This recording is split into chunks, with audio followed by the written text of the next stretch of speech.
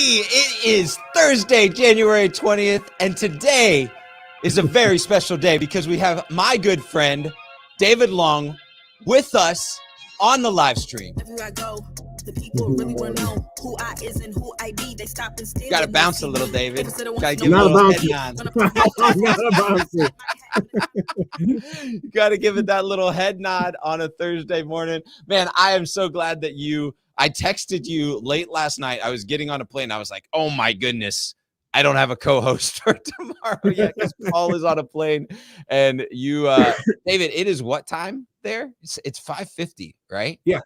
So let me see if I get this right. So everybody else said no, and then you got a hold of me at the end No, of the day. actually, only one other person said no that I asked on Tuesday, and then I procrastinated as is normal and got you last night. But I knew that that's normally a ringer. You're up early and ready to go. Let's go. So let's I'm go. ready.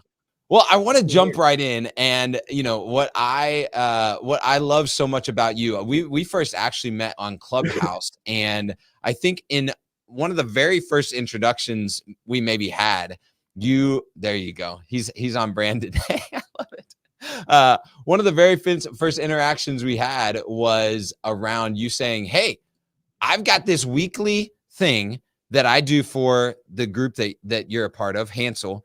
And I just invite anyone, come on in, right?" And yeah. I love that. So tell us a little bit about how that started, and then what caused you to just kind of start inviting the whole industry to a team call. Well, it's funny because it was our middle daughter. She was headed to school, back to school, and she was so nervous about COVID. Like this was 2 years ago, and she's not a real overly sensitive. She's a horseback rider, one of the toughest people I know. And She stopped me in the hallway and she said, with tears in her eyes, "Dad, I'm really worried. I hope you're okay. Be safe." And I thought, wow, that's not like her. So then as I'm driving in, I'm starting to think, well, Jesus, if she's thinking that, how many other people in my company are thinking that? But more importantly, how many other families, daughters, mothers, husbands are thinking that, sons? So we got to do this. So we did it every day, Kyle, for the first year. Every day at 3 o'clock with special guest speakers. The whole industry rallied from everybody from Jim Fitzpatrick, Brian Benstock, you name it. And then I went outside the industry and got people like Sharon Lecter and Evan Carmichael. And it went from every single day to once a week. And then I thought, man, I got to make a bigger impact with this. People are really vibing. But more importantly, people really need it. People are operating in a lot of fear, right? So why not? Let's let everybody have a chance to get some feeling good, right? So that's what we did. I absolutely love it. And David, just so you know, stop. Segue time. Speaking of feeling good, out of that then came this movement that you've kind of spearheaded.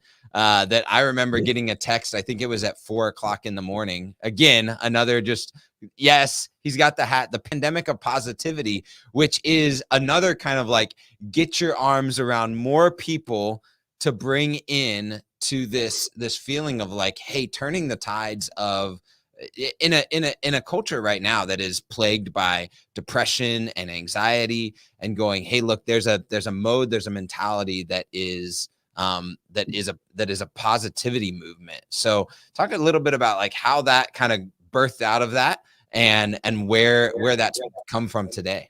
Well, it was actually birthed out of a pandemic of negativity movement.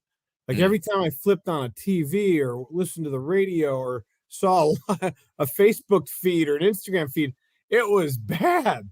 Right. People were, and I'm not making light of it, people were dying, and then there was the politics piece, and then there was the vaccination stuff and the separation and divide. And I thought, shit, with all that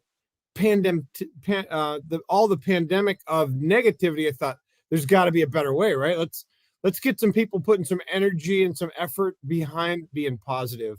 Yeah. And then this was birthed with your help, by the way, on my grandson's birthday. Wow. So, super pumped about it. It's gotten some good traction. When I went down for surgery about 4 months ago, I had to let it go a little bit, but it's time to get back with everybody excited. So get ready. Get ready. I love it. ready. And you've got a team around it and people that are there to encourage and there to uplift and give that. Yeah, it's sometimes all it takes is that smile or that word or that touch point or that conversation. So I love that you've led that. And what I think is so cool, and to kind of bring it to automotive, and Paul and I talk about this a lot of time, the automotive industry touches every aspect of every part of business, community, it runs so deep into, especially American culture, the automotive industry, that what would it look like if the positivity movement for our country came out of automotive, right? What would it look like if people were like, whoa, Right. look at what automotive was able to accomplish by coming together and rallying the troops? You think that I might think, be? It's a yeah, big you're deal. like, yeah, you're like the salespeople are the seventh, are ranked like 7 out of 100 for trustworthiness. And now all of a sudden that automotive industry is turning the tides of positivity. That's a movement, Well, and to layer one more thing on that, when was the last time you showed up negative and got a positive result? No, definitely not. I Yeah. mean, if you're not showing up with great energy, enthusiasm, kindness, eagerness to serve, you're not winning in life. I don't care who you are. I mean, you might get ahead here and there from time to time, but if you want the long-term play, I'm 55 years old. Anytime I've approached anything with negativity, it's turned out bad. So that's really the movement behind pandemic positivity, is to keep people, let people know they're seen, let them know they're heard, let them know they're cared about, and just be kind when people don't deserve it, especially right now. So good. That's it. So good. Yeah, well, thanks for sharing that. Hey, just real quick, I'm gonna have Danielle's in the background. She's gonna flash up for anyone that wants to get a part of the weekly room before we kind of transition to some automotive topics. You can take that QR code, scan it, and what is it? Wednesday at 3 p.m. Pacific. So if you're on Eastern, that's 6. Central, that's 5. You can do Mountain, that's 4. And just scan that. You can get to it every single week. David or Stephanie will let you in, and just be encouraged. So if you're already getting excited on a Thursday morning, by the way that David's communicating, that's where to go for that. So thanks for sharing that with us so that we could provide that to everyone. My pleasure. Danielle, thanks for popping that up. Thanks There for you putting go. this together.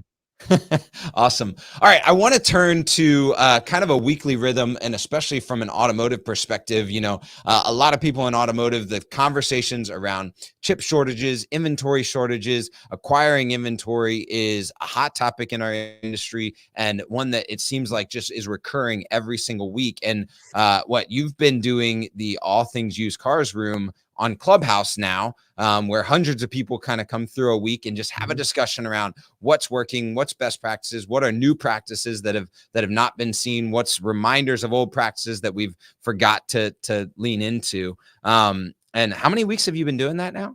This tomorrow will be 35, I think.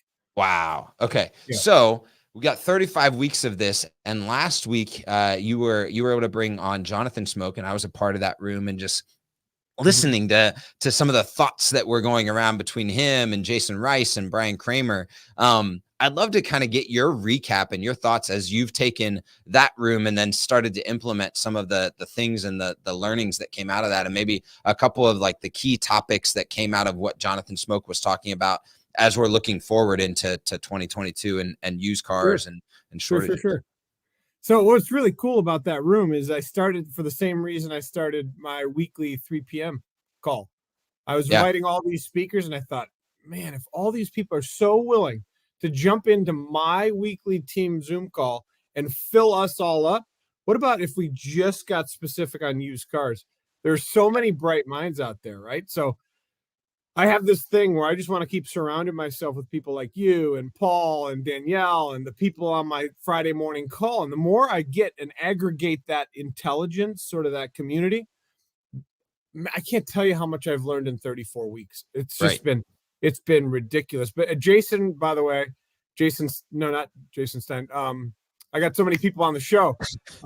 Jonathan Smoke, he committed to the first quarter, the second Friday of the first quarter of every quarter of the year. So he's our regular now. He's going to be popping in, sharing things. But here's what I got from Jonathan. I wore my shirt to back it up. So here, Jonathan was talking about this. Can you see it?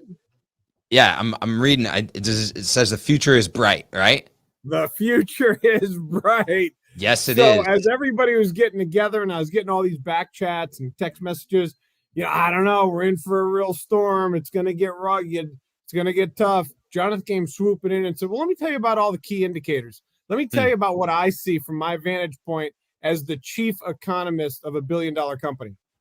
I see it's going to be an amazing year. And then we started peeling that onion back, and it was super cool to hear Jonathan, and the support I get from the people that join that room is amazing.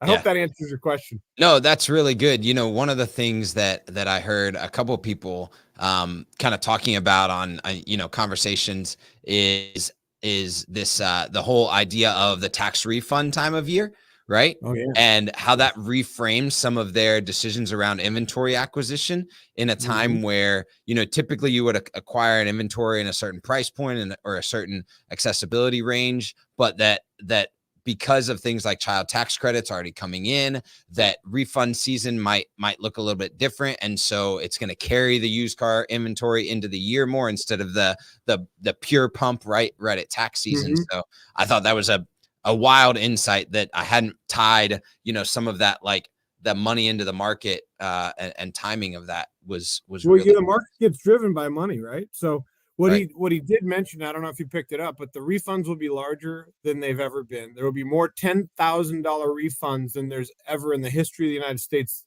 The economy's ever been infused with. So that alone. Oh, by the way, he also said the IRS is overwhelmed, believe it or not, and they are backed up. They probably have a people shortage like us. So the refunds are going to take longer, which then will push our lift back, further into March and April and May. And then, but he did say that at some point, if you're not paying attention to your average cost and you're carrying more than a 30-day supply, it's going to come back to bite you.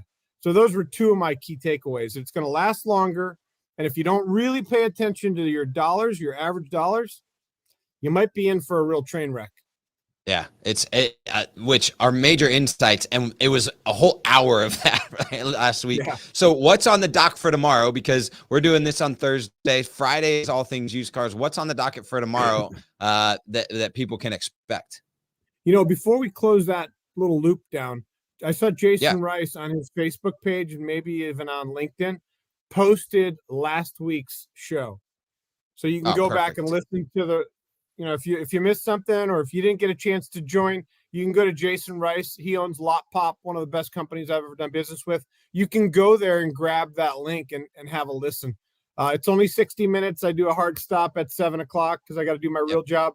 But tomorrow, and you can actually listen to it at 1.75 speed. So if you're just like, hey, I've got to get this in, you can speed it up on Clubhouse. Look at that.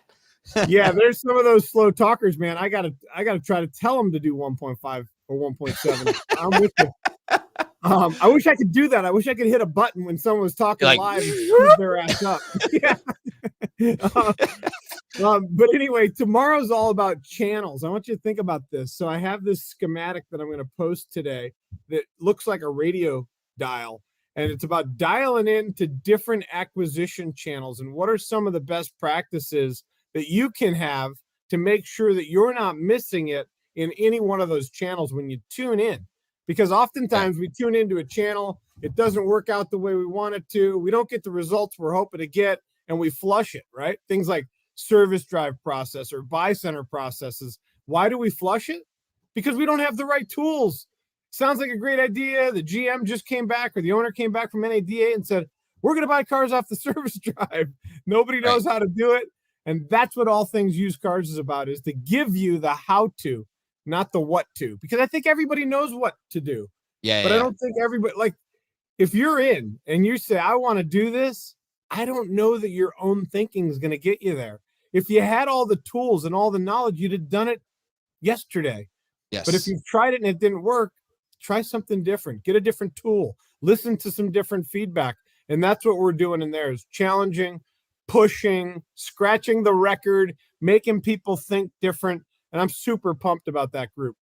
Yeah, I love it because it's super practical and tactical. And there are people that have expertise across that range. It's not like one talker, one person. And so you can hear from a variety of different like strategies and things that have worked or haven't worked.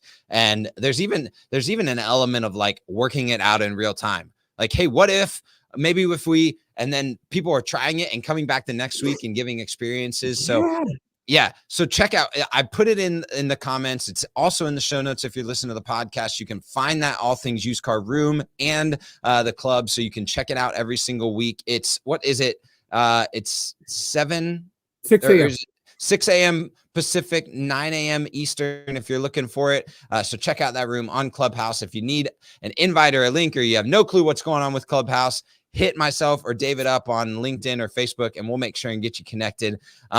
David, I want to thank you for being on today and just sharing with our industry. You are an OG troublemaker as it stands, and I know that you're gathering of the industry and drawing a big circle, like we talk a lot, and not just saying, hey, look, it's these few people doing it. It's everyone. It's getting everyone on the same page, whether it be on your weekly calls or the All Things Used Car, whether it's vendor or dealer. It's that big circle that if we're all talking and moving in a direction that's positive and that sees our industry change, you're for it. So I appreciate you.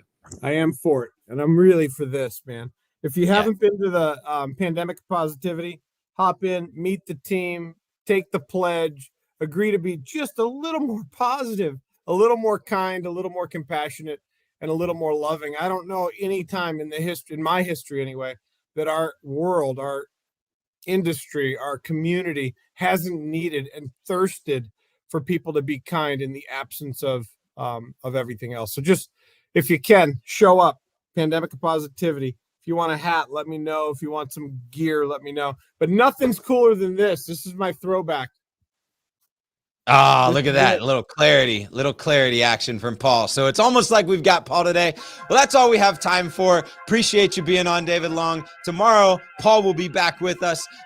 Check out used cars, draw a big circle, bring everybody in, and show some positivity today. Let's do it. Thanks, guys.